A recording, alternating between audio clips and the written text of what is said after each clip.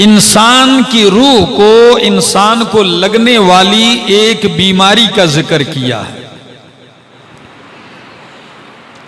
और आप अच्छी तरह जानते हैं कि दुनिया के अंदर इंसान को लगने वाली बीमारियां बहुत सारी हैं, लेकिन कुछ बीमारियों का ताल्लुक इंसान के बदन और जिस्म के साथ है और कुछ बीमारियों का ताल्लुक इंसान की रूह के साथ है। बदन को लगने वाली बीमारियां नज़ला है, जुकाम है, बुखार है, खांसी है और सैकड़ों हजारों बीमारियां हैं। और उनका असर यह होता है कि अगर बदन की बीमारियों का इलाज न किया जाए तो ज्यादा से ज्यादा यह होता है कि इंसान मर जाता है।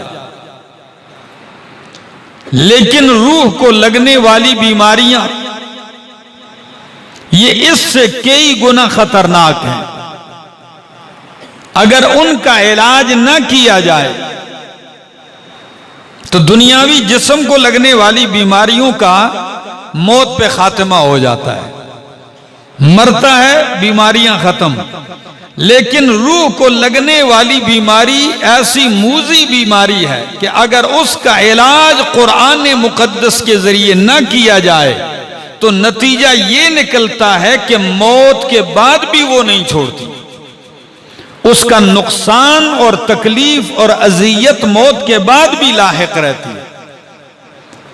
अब आप कहेंगे इस सूरत में वो कौन सी बीमारी है, तो कुरान नुस्खा इलाज बन के आया है और कमाल की किताब है।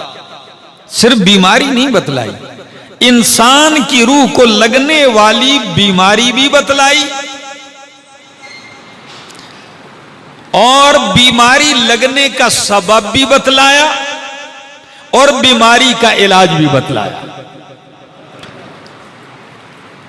हकीम हाफिज अताउर रहमान साहब बैठे हैं और साथ में कारी हसन साहब भी बैठे हैं, तो इनके पास जाएं तो आपको ये बतलाते हैं बीमारी क्या है, क्यों लगती है, इसका इलाज क्या है।